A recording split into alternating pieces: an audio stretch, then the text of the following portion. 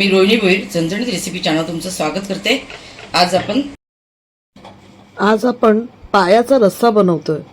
तर त्यासाठी आपण काय काय साहित्य घेतले ते इथे बघूया। आता हे बघा, आपण मीठ टाकूया त्याच्यामध्ये, थोडं स्वच्छ धुवून वगैरे घेते, साफ करून आम्ही तिकडून आणलेले। हे बघा, थोडंसं मीठ टाकतोय, नंतर काळवण परत टाकायला लागेल ना।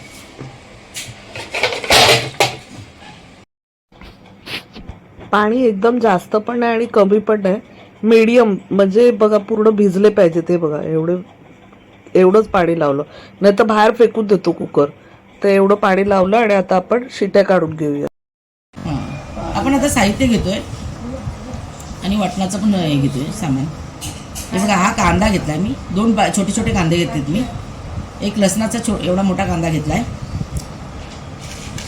ही कोथिंबीर आहे, एवढी मूठभर चांगली कोथिंबीर घेतलेली आहे। एवढा मोठा आळं घेतलाय मी, 2-2.5 इंचाचा आळा आहे। आणि 7-8 पाकळ्या मी लसणाच्या घेतल्यात आणि मिरची।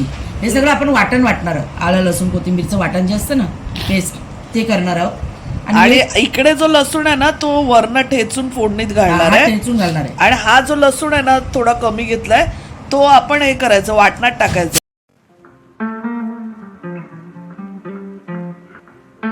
बघा, ही दालचिनी आहे आणि बडीशेप, ही थोडीशी मी वाटणात टाकणार आहे। 1 टीस्पून बडीशेप घेतले आणि थोडी दालचिनी 1 कांडी घेतली आपण। आणि हे खोबरं आहे, वाटणात टाकणार आहे।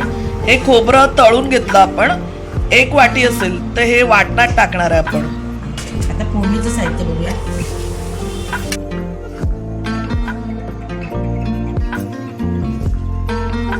हे फोडणीचं साहित्य आहे। हे दालचिनीचे 2-3 तुकडे घेतलेत मी। हे चक्री फूल आहे छोटंसं, आणि 10-12 मी काळी मिरी घेते, 10-12 लवंग घेते, आणि 4 इलायची घेते, आणि हे सगळं फोडणीत टाकणार आहोत। तर आता आपण सुकं खोबरं जे भाजलेलं, ते म्हणजे तळलेलं सुकं खोबरं, ते आपण वाटायला घेतोय मिक्सरमध्ये। त्यात काय टाकणार अजून? बघा, दालचिनी टाकतोय, टाक दालचिनी आणि बडीशेप। 1 चमच्यावरून बडीशेप आहे, आणि 2-4 तुकडे दालचिनीचे। आता ह्याची पेस्ट बनवून घेऊया। आपण गरम मसाला टाकणारच आहोत, पण असं थोडी बडीशेप नव्हती त्याच्यामध्ये, म्हणून मी याच्यात टाकते। आता कढईत आपण तूप तापवून घेतलंय, त्याच्यामध्ये जे खडे मसाले आहेत, म्हणजे हे बघा, काळी मिरी, चक्री काळी मिरी, लवंग, इलायची आणि दालचिनी सगळं आपण टाकून घेऊया। आता सुके मसाले टाकतोय, तेजपत्ता, 2 तेजपत्ता टाकला, लवंग, काळी मिरी। आता आपण खडे मसाले टाकलेले, कांदा टाकून घेतला, आणि जे क्रश केले आपण आलं लसूण मिरची, ते टाकूया। जाडसरच वाटून घेतलंय आपण, ते टाकलं।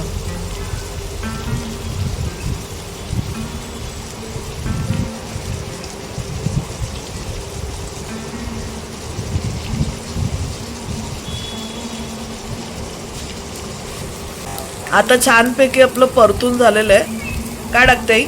आलं मिरची लसूण ते वाटलं ना, आलं मिरची लसूण, आपण कोथिंबीर, हिरवं वाटण वाटलं आपण।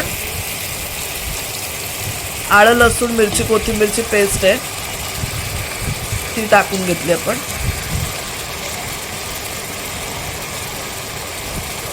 छान परतून घेऊया ती पण।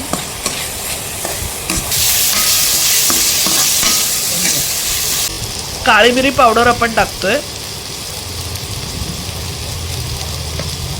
छोटे 2 चम्मच टाकले। 2 टीस्पून आपण काळी मिरी पावडर टाकली। 1 चम्मच आणि थोडासा आपण टाकलाय मसाला। 1.5 चम्मच आपण 1.5 टीस्पून आपण घरगुती मसाला टाकलाय, आणि 1 भरून चमचा हळद टाकतोय, आणि 1 टीस्पून हळद टाकली।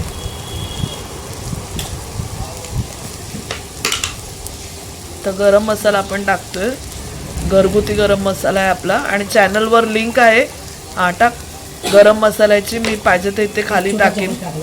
घरगुती गरम मसाला 1 टीस्पून टाकला आपण। आता परतून घेऊया मसाले।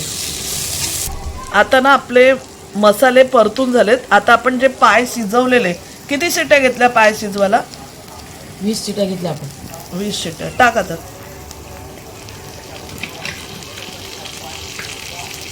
चांगले मस्त शिजलेले आहेत।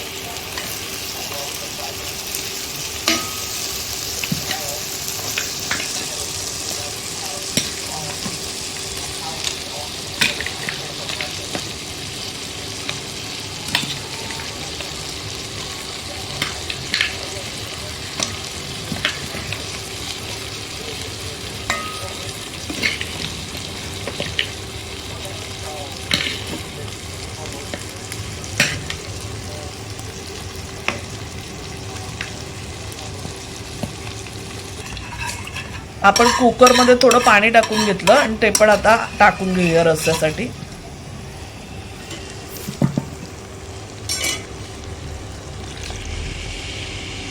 आपल्याला हे जे कालवण किंवा हा रस्सा आहे ना लाल भडक नाही करायचं आहे, म्हणून आपण मसाला कमी टाकून घेतलाय.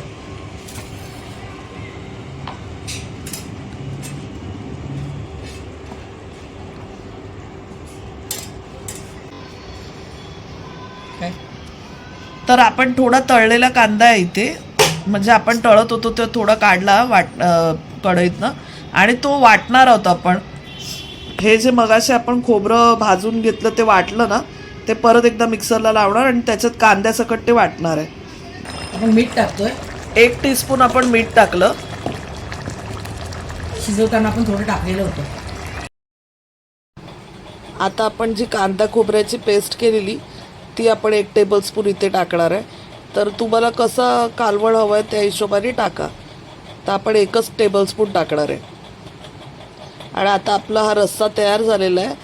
तर मस्त थंडीमध्ये हा रस्सा बनवा, एन्जॉय करा आणि तुमचं कसं झालेलं ते नक्की कळवा. आणि आमच्या चॅनलला जो सबस्क्राईब केलं असेल तर सबस्क्राईब करा. धन्यवाद.